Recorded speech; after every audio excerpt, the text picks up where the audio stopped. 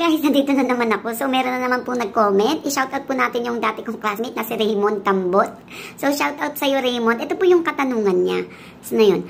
Ano nauuna sa paa? Kanan o kaliwa?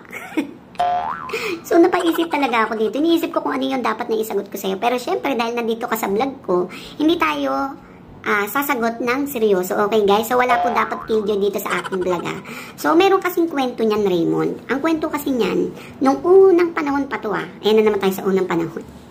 Si kanang paa, tsaka si kaliwang paa, nagtatalo. Ngayon, sabi nila, sino daw ang dapat nauuna sa paglalakad? Ngayon, ang sabi naman sumagot si kanang paa, sabi niya, ako dapat ang mauuna, sabi ganun. Kasi, ako yung ginagamit sa seremonya, ako yung ginagamit sa pagsaludo, ako yung ginagamit sa sayawan. Siyempre, di ba, dapat kapag dancer ka, dapat sa kanan, di ba, lagi yun. Tapos ngayon, siyempre, hindi papatalo si kaliwang paa. Sabi niya, hello, excuse me, sabi niya ganun. Ako dapat ang mauuna kasi ako yung laging ginagamit sa left, sa left, right, left, march.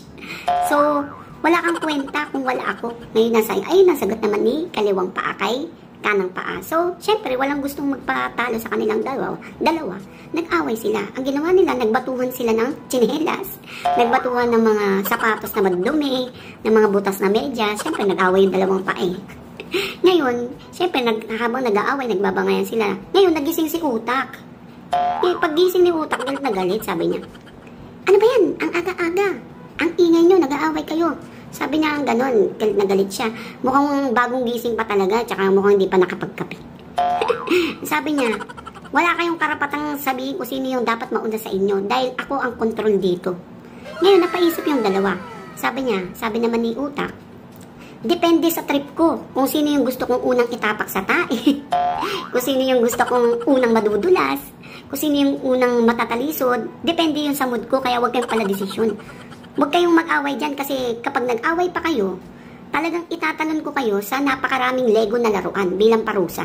Siyempre, sino ba naman yung gustong tumalon sa mga Lego na laruan? Ang sakit kaya? Kung katawan mo nga bumagsak sa mga Lego, talagang tusok-tusok Nanahimik yung dalawang paa, so hindi na sila nagdesisyon kung sino ba talaga yung laging mauuna sa kanila. Depende pala yung kay Utak. So yun talaga yung kwento niyan, Raymond. So tanungin mo na lang yung Utak mo kung sino yung gustong mauna sa kanila.